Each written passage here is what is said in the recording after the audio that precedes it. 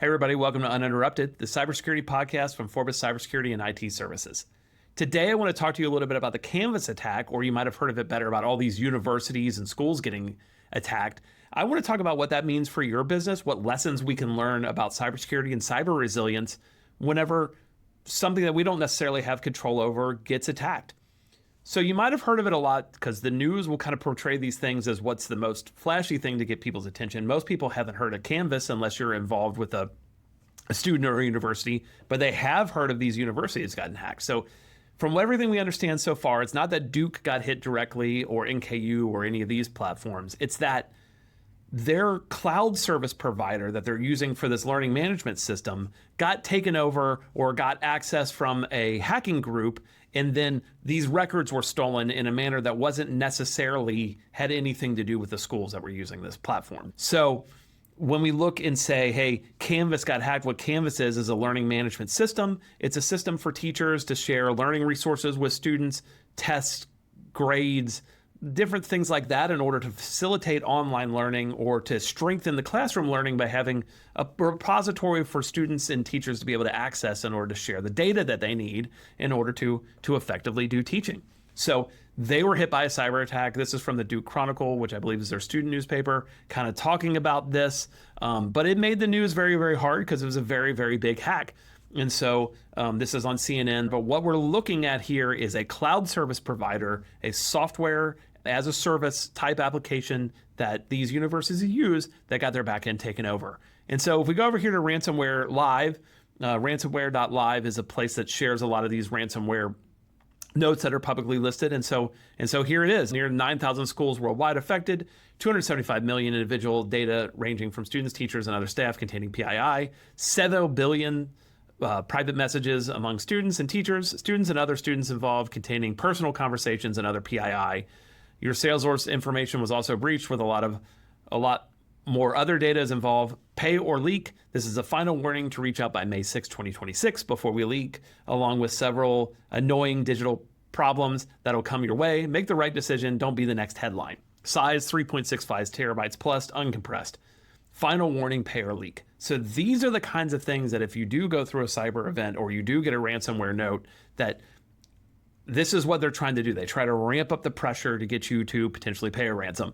So this wasn't just sent, I believe, to the Canvas people. I think this was sent to the universities as well, because they're going after whatever they can. The hackers are going after whatever they can to make money. When I talk about the three bad things that are happening, with somebody getting in the middle of a financial transaction or stealing the financials directly, somebody doing the traditional ransomware and locking your systems down so that you can't do operations, or when somebody steals your sensitive data and they blackmail you for your release, that's what this is. This is somebody stealing the sensitive data and then they're holding you ransom for that. They're blackmailing you for them not to do something bad with that or publicly shoot it out there that you haven't done what they've expected.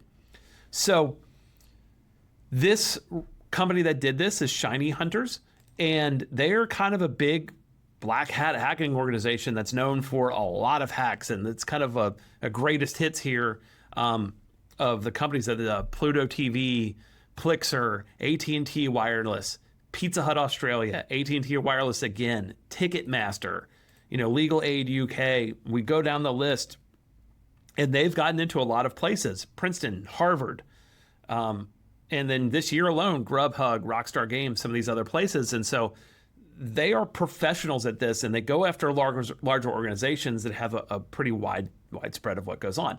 So as a small, medium business owner or leader, what are some lessons that you can kind of learn from this? Well, one thing is Canvas went down for a little bit as they tried to figure this out.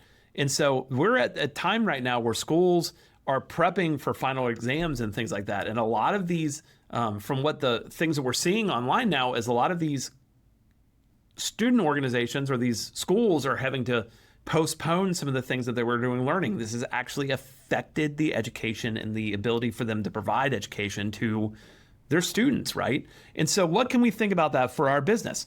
Well, there's a lot of cases where I guarantee these schools had no idea that this was going to go down. Kind of in the back of their heads, it's like, hey, this is a system that's secure. There's no way that this is going to go down. We're going to be good here, right? And so what I want to have you think about is, what things do you rely on your business that a third-party controls that a cloud infrastructure provider controls that you don't have any control over that could potentially go down, right? What happens if that does go down? How do you survive? How do you keep your business running? That's called business continuity. That's a thing that's called cyber resilience. If you have something that's going on in your organization that you don't control, how do you continue so that your organization can continue producing what it's supposed to do, continue delivering the goods and services that it's supposed to do, and all those types of items? And so that is not an IT question directly. That is a business leadership question. And I think I have a lot of confusion about that when we talk to a lot of companies about wrapping their head around that. So think of your line of business application. This is your line of business application that you rely on to do your business. If this goes down, it's going to be very, very hard for you to do your business, right? If that's at a cloud provider and you have no control of that, what workaround do you have so if that goes offline, that you can then continue to deliver the services that you need? You know, I've looked at situations before. There was a situation where some auto dealer software was hacked a year or two ago. That took a lot of these auto dealers down. They weren't able to do the things that it takes to run their auto dealership. They weren't able to service cars. They weren't able to sell parts. They weren't able to schedule things. They weren't able to do all these sorts of things. Their cloud provider went down due to no fault of their own. And then they were down, right? They were down. They had to come up with workarounds in the moment in order to continue their business functioning. So think about that and look at those things that you're potentially most vulnerable to that going down could do that. Also think about where your data stores. Do you have sensitive data that's stored in platforms that you don't control? Well, then how do you vet out the cybersecurity of those companies?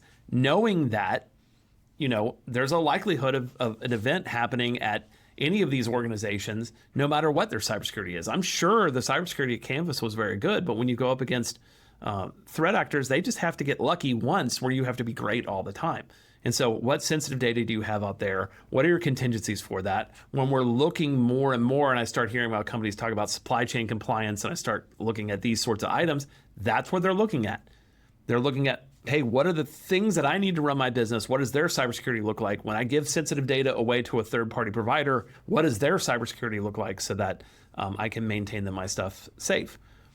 Coming in the future, some of the things that's going to be interesting to see what comes out of this is how does Canvas react to this? What does their parent company do? What does their cybersecurity end up looking like? What strengths are they going to put on to say, hey, we're not hiding this. This happened, and this is what we're doing to improve this situation and what we've learned so that hopefully this doesn't happen again. That will show that they're good stewards of the community. That'll show that they've learned from the mistake. And then hopefully this wakes everybody up to realize that this is a possibility. Every single business that's out there, this is a possibility that could happen to you. And you might not be the Canvas. You might not have the cloud provider like Canvas that gets hit, that takes your business down that way, but you could get hit and you could make the news. Or you might not make the news because you're too small. Or if your cyber attack ends up affecting one of your customers that you deal with down the line, could you end up making the news because you provide some software for them, or you provide some service to them, or your cyber attack ended up leading into them getting attacked that could make you responsible financially in some way for that attack because you weren't doing the cybersecurity that you should do. So this is like one of those situations where the rising tide lifts all boats. This is what I talk about all the time. We all need to get better. We all need to be doing more cybersecurity. We need to be more aware that these things can happen. We need to be more aware that, you know, anybody's just a button click away from something potentially bad happening, and that all these businesses and all this technology and all these wonderful things that go on to make it so that we can do our work better and our employees can work better and all those kinds of items, they're all interconnected. And they're all kind of vulnerable in a certain manner. And sometimes it's just unraveling one thread can bring multiple systems down. In this case, it was 9,000 plus schools. But that, you know, that's kind of how this really goes. So if you want to learn more, if you want to have a conversation about protecting your business, if you want to just get some more information about these sorts of things, reach out to us. We're here to help. You know, follow us on YouTube, LinkedIn, all those sorts of places. You know, reach out to Forbes, go to Forbes.com. forbis.com and get in touch with us and fill out our contact form, and we can have a conversation. It's completely no obligation, no risk. You know, we're just going to talk for a few minutes and see, hey, what's going on with your organization and how can we strengthen and make it better. So yet again, I'm John, Forbes Cybersecurity and IT Services. I appreciate you for being here, and we'll talk soon. Thank you for tuning into this episode of Uninterrupted, a podcast from Forbes Cybersecurity. We hope you walked away with practical insights to protect your business and stay ahead of the latest cyber threats. If you enjoyed today's episode, don't forget to subscribe, leave a review, and share with your colleagues. For more tips, resources, and cybersecurity updates, visit Forbis.com, that's 4bis.com, and follow us on LinkedIn and Facebook. We'll be back soon with another episode, so stay vigilant and stay uninterrupted.